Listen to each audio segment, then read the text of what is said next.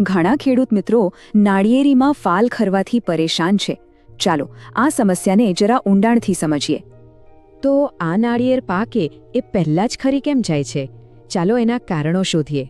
ખરતા ફૂલ, કાળા પડતા ફાલ, આ બધા લક્ષણો છે, પણ આ કોઈ એક કારણથી નથી થતું.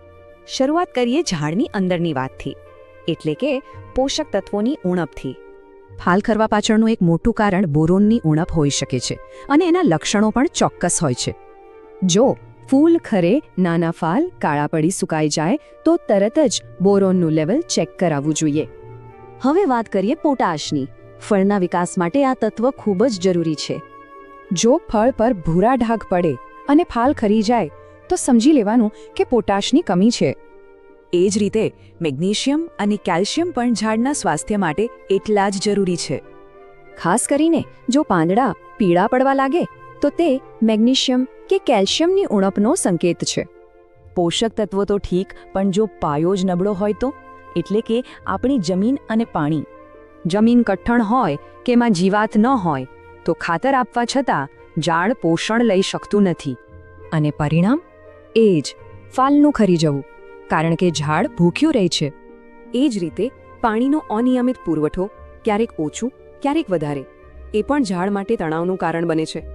જમીન, પાણી સિવાય કેટલાક બાહ્ય પરિબળો પણ ફાલ ખરવા માટે જવાબદાર હોય છે, જેમ કે વધુ પડતી ગરમી, ભેજમાં અચાનક ફેરફાર કે પછી ગરમ સૂકા પવન.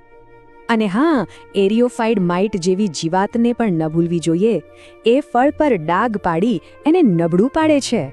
અને એક બીજું કારણ છે પરાગનયનની સમસ્યા. જો મધમાખીઓ ઓછી હોય તો ફૂલ ખરી જ જવાના. તો આ બધા કારણોનું મૂળ શું છે?